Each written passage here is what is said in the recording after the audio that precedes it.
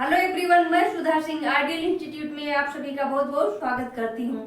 दोस्तों, पिछले वीडियो में हम लोगों ने रस के बारे में संक्षिप्त परिचय प्राप्त किया। आज इसका हम लोग फास्ट रिवीजन करते हुए इस क्रम को आगे बढ़ाते हैं। जैसा कि हम लोगों ने पढ़ा कि सर्वप्रथम भरत मुनि ने नाट्य शास्त्र में रस का वर्णन किया है। इन्होंने रस की संख्या 8 बताई है। भरत मुनि ने अस्थायी भाव का उल्लेख नहीं किया है। रस के 4 अंग बताए गए हैं। रस के 4 अंग है। कौन सा?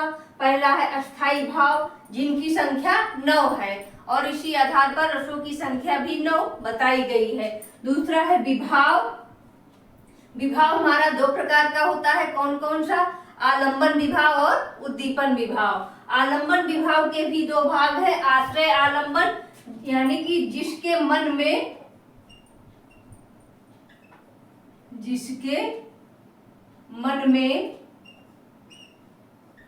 रति का भाव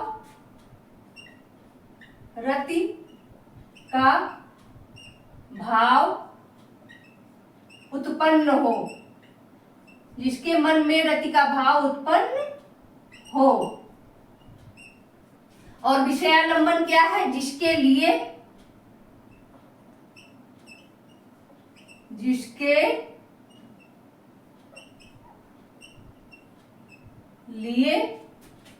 रति का भाव हो, रति का भाव उत्पन्न हो, जिसके लिए रति का भाव उत्पन्न हो। अगला है हमारा अनुभाव। अनुभाव हमारा 4 प्रकार का होता है। कौन कौन सा?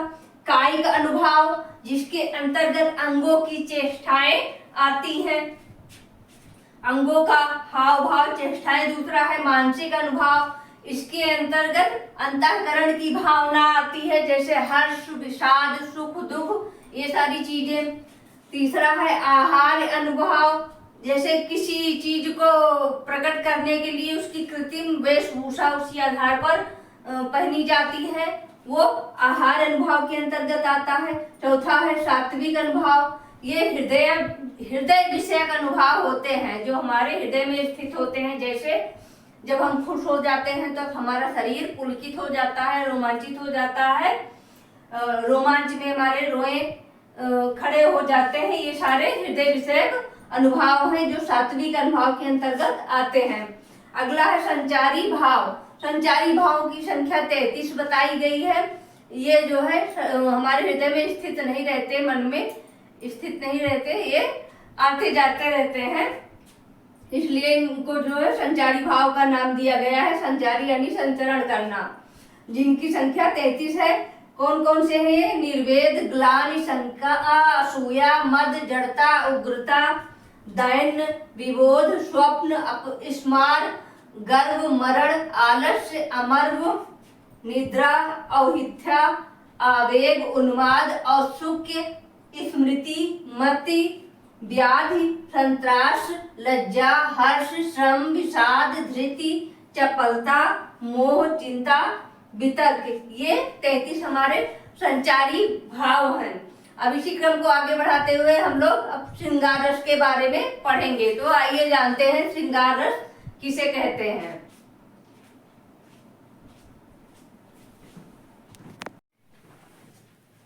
आइए जानते हैं श्रृंगार रस के बारे में।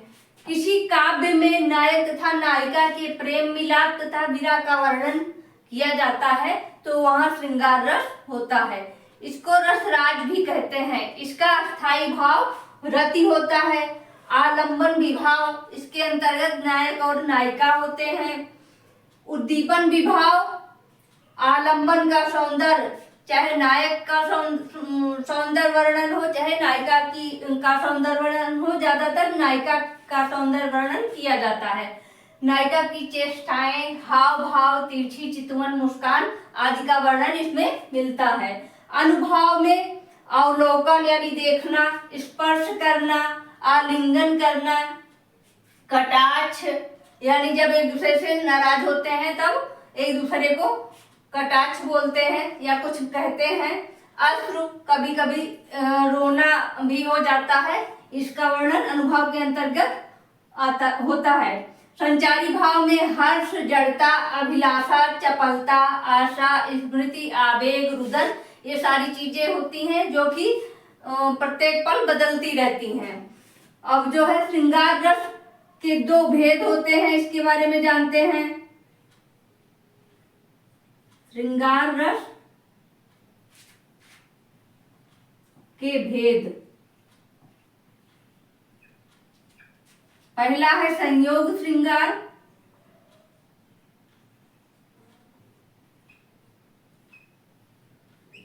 संयोग श्रृंगार, और दूसरा है वियोग श्रृंगार, वियोग श्रृंगार।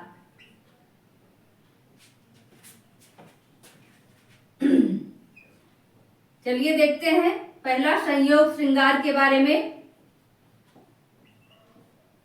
संयोग श्रृंगार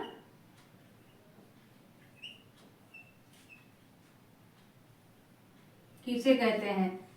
जहां पर प्रेमी प्रेमिका कह लीजिए या फिर नायक नायिका, जहां पर प्रेमी प्रेमिका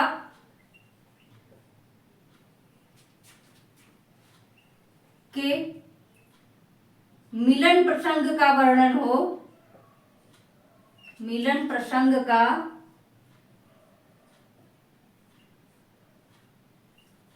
वर्णन हो,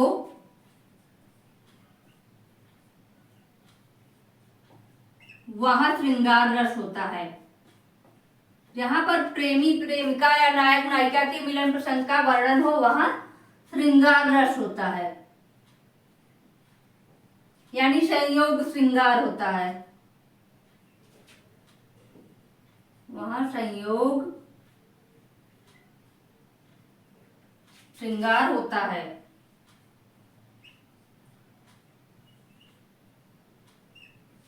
उदाहरण के लिए उदाहरण देखते हैं इसका।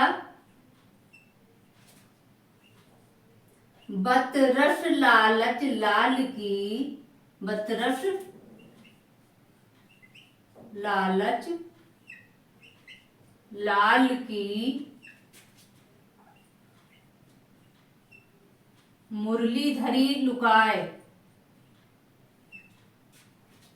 मुरली धरी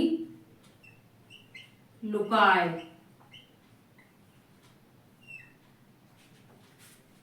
मुरली धरी लुकाए, बतरस लालच लाल की मुरली धरी लुकाए, सौं करें,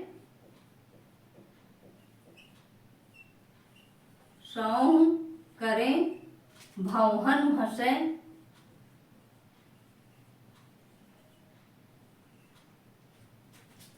हंसे दैन कहें नट जाए, देन कहें नट जाए।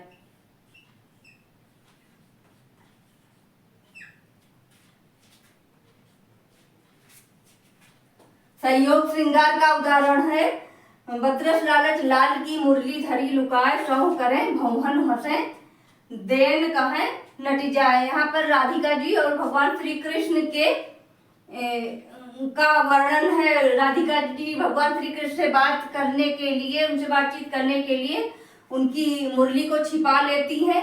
जब भगवान श्री कृष्ण उनको देने के लिए कहते हैं, वापस मांगते हैं, तब वो हंसकर मना कर देती हैं। तो यहाँ पर संयोग श्रृंगार का वर्णन किया गया है।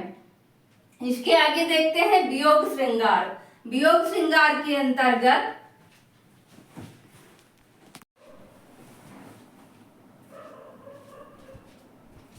नंबर 2 है हमारा वियोग श्रृंगार। एक दूसरे के प्रेम में अनुरक्त नायक और नायिका के विरह का वर्णन ही वियोग श्रृंगार कहलाता है।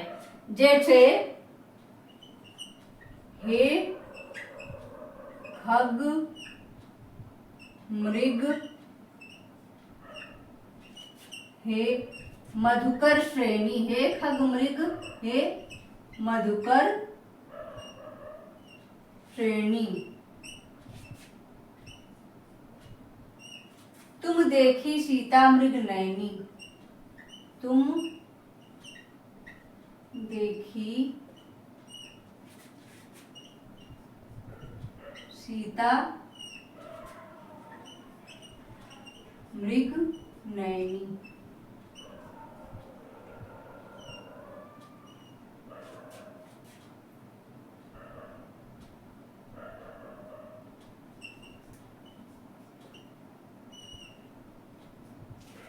हे खग मृग हे मधुकर श्रेणी, तुम देखी सीता मृग नयनी। यहाँ पर भगवान राम और सीता जी के विरह का वर्णन है। यहाँ पर अस्थाई भाव जो है यहाँ पर भी रति है, चाहे संयोग श्रृंगार हो या वियोग हो, दोनों का अस्थाई भाव रति होता है। अस्थाई भाव क्या है? रति। आश्रय इसमें राम है, आलंबन सीता है। आश्रय राम, आलंबन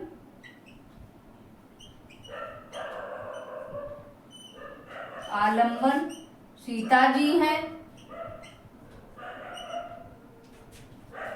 आश्रय राम, आलंबन सीता जी है। उद्दीपन है प्राकृतिक दृश्य या प्राकृतिक वातावरण।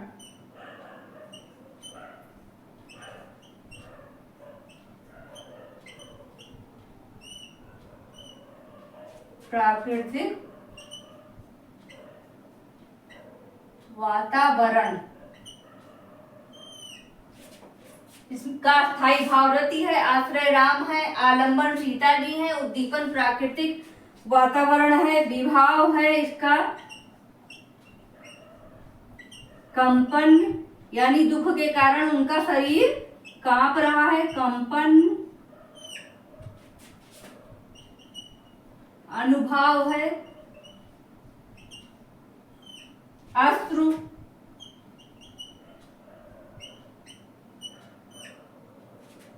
संचारी भाव जो है, संचारी भाव इसका विषाद, ग्लानि चिंता, विषाद ग्लानि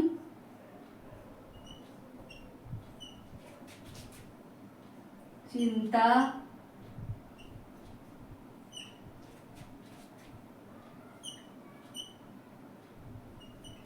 दुख आदि। यानी इसमें जो है वियोग श्रृंगार में नायक और नायिका एक दूसरे से दूर हो जाते हैं, तो इसमें उसी का वर्णन है। भगवान राम और सीता जी के अलग होने का वर्णन इसमें दिया गया है। अगला है हमारा हास्य रस। किसी व्यक्ति के विकृत आकार, वेशभूषा, उसकी वाणी, उसकी चेष्टाएं आदि को देखकर हमें जो आनंद की प्राप्ति होती है वह हास्य रस के अंतर्गत आता है। इसको कैसे परिभाषित करेंगे? किसी व्यक्ति के विकृत आकार, वेशभूषा, वाणी, चेष्टाएं आदि से हास्य रस उत्पन्न होता है। इसके कौन कौन से अवयव हैं, कौन कौन से अंग हैं? इसका स्थायी भाव हास्य रस का क्या होता है? हास्य होता है। आलंबन विभाव, इसमें जो है दूसरे की विकृत आकृत, वेशभूषा, वाणी, चेष्टाएं आदि विकृत आलंबन विभाव के अंतर्गत आते हैं। उद्दीपन विभाव, इसमें हास्य उत्पन्न करने वाली चेष्टाएं, जैसे वो कैसे बोल रहा, कैसे चल रहा है, कैसे बात कर रहा है, ये सब देखकर जो है हमारे अंदर हास्य उत्पन्न होता है, ये उद्दीपन विभाव कहलाता है। अनुभाव क्या है? आश्रय की मुस्कान, ये अनुभाव के अंतर्गत आती है। और आंखों का मिचमिचाना, आंखें बंद कर रहा है, खोल रहा है, ये अनुभाव के अंतर्गत आएगा। संचारी भाव में हर्ष, आलस्य, निद्रा, ये संचारी भाव के अंतर्गत आएंगे। उदाहरण के लिए जैसे इसका उदाहरण है हास्य रस का, काहू न लखा सो चरित विशेखा, जो स्वरूप नृप कन्या देखा, मरकट बदन भयंकर देही, देखत हृदय क्रोध भा तेही। जहि दिश नारद बैठे फूली, सो दिश तेह न बिलोकी भूली। पुनि पुनि मुनि उकसहि अकुलाही, देख दशा हरजन मुस्काही।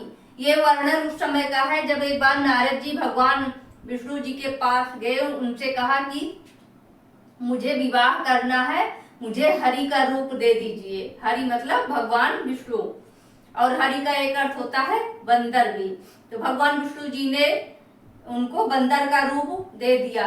तब वो जो है भगवान की योग माया के द्वारा रची गई जो कन्या थी, जिसका स्वयंवर हो रहा था, वहां जाकर बैठ गए नारद जी। उनको लग रहा था मुझे भगवान विष्णु का रूप मिल गया है, जबकि उनको बंदर का रूप मिला था। उसको देखकर सब लोग हंस रहे थे बार बार, और नारद जी को लग रहा था कि अब तो मैं सबसे सुंदर हूँ, मुझसे ही ये कन्या विवाह करेगी। तो कन्या उसकी तरफ देख भी नहीं रही है, क्योंकि मरकट बदन भयंकर देही, बंदर जैसा रूप और भयंकर शरीर वाले को देखकर उनके हृदय में क्रोध उत्पन्न हो गया और उनकी तरफ देख भी नहीं रही है।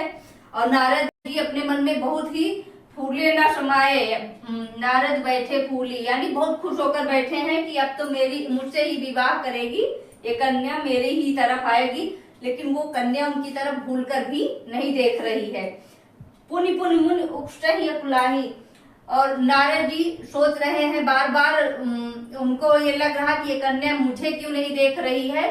वो एकदम व्याकुल हुए जा रहे हैं। यह देखकर वहां पर सभी राजा जो बैठे हुए हैं हंस रहे हैं कि यहाँ पर इतने अच्छे अच्छे राजकुमारों के आने पर ये भयंकर मुख वाला बंदर कहाँ से आके बैठ गया, जो कन्या जाके इसके गले में जयमाला डालेगी। तो यहाँ पर हास्य रस का वर्णन किया गया है। तो अभी तक हम लोगों ने श्रृंगार रस और हास्य रस पढ़ा। आज के लिए इतना ही, मिलते हैं अगले वीडियो में, तब तक के लिए बहुत बहुत धन्यवाद।